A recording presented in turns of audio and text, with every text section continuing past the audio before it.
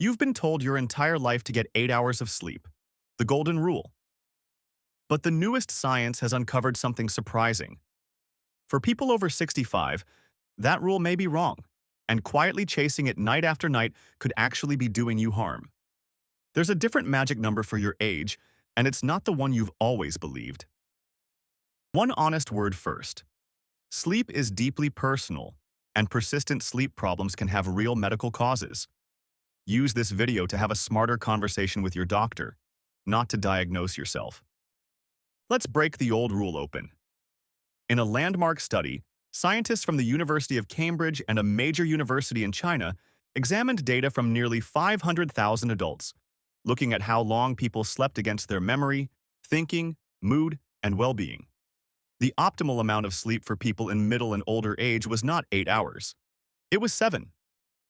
7 hours was the sweet spot, tied to the best cognitive performance, sharpest memory, and best mental health, and this held true specifically for older adults. But here's the part that truly shatters the old rule. It's not that more sleep is always better. The relationship forms what scientists call a U-curve. Picture a smile, with 7 hours at the very bottom, the lowest risk. Move in either direction, toward too little or too much, and things get worse on both sides. Too little sleep is genuinely dangerous.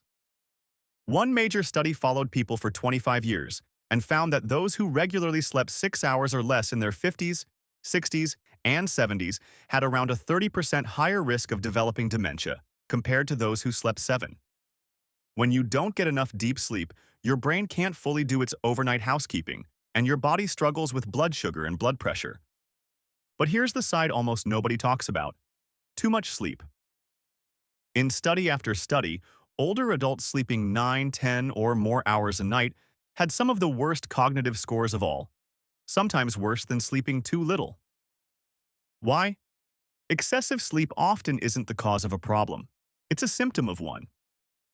Regularly needing 9 or 10 hours or sleeping that long and still waking exhausted can be a quiet warning sign of depression, poor quality sleep, an undiagnosed sleep disorder, or another hidden illness. If that's you, don't celebrate it as healthy rest. Bring it to your doctor. So the new science doesn't say 8 hours is bad. It says stop treating one number as a universal target. For most older adults, the sweet spot is around 7 hours of genuinely good sleep. Two things matter as much as the number: quality and regularity.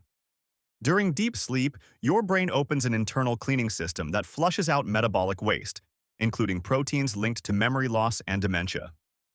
That's why 8 hours of light, broken sleep can leave you foggier than 7 hours of deep, solid sleep. And going to bed and waking at roughly the same times each day keeps your body's internal clock steady. A consistent 7 beats, a chaotic 9 almost every time. If this is opening your eyes, subscribe. This channel brings you real, up-to-date science of aging well, in plain language. If your sleep isn't what it used to be, taking longer to drift off, waking more in the night, a great deal of that is simply normal aging. Sleep naturally becomes lighter and more broken as we age. Waking briefly at 3 in the morning isn't a catastrophe. And the idea that older people simply need less sleep is only half true. Your body still needs around 7 hours, it just becomes harder to get them in one unbroken block. When you stir at 3 or 4, resist checking the clock. That only floods your body with stress. Tell yourself waking is normal, and simply rest. Here's how to give yourself the best shot at a healthy 7 hours. Keep a consistent schedule, even on weekends. This may be the single most powerful habit, since it trains your internal clock. Get morning light. Sunlight early in the day helps you feel sleepy at the right time that night. Move your body during the day, even gentle activity, which improves sleep quality. Be smart about naps. A short 20-minute nap is refreshing, but long afternoon naps steal from nighttime sleep. Watch caffeine and alcohol. Both sabotage sleep quality, and alcohol may help you fall asleep faster, but ruins the deep, restorative part of sleep.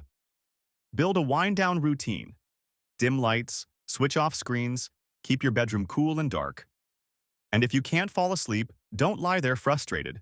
Get up, do something quiet and calm in dim light, then return to bed. Now, the most important part, the signs that deserve a doctor's attention, not just normal aging. If you snore loudly and gasp, choke, or seem to stop breathing during sleep, that can be a sign of sleep apnea. It strains your heart and brain, raises blood pressure, and leaves you exhausted no matter how long you're in bed.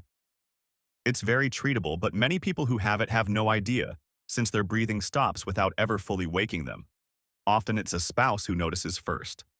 If someone has told you that you stop breathing in your sleep, take it seriously. Also, don't ignore feeling tired every day no matter how much you sleep, insomnia dragging on for weeks, or suddenly needing 9 or 10 hours when you never used to. These are signals, not things to push through. Addressing a hidden sleep problem can give you back your energy, your sharpness, and protect your heart. Here's a challenge that will reveal your own personal sweet spot.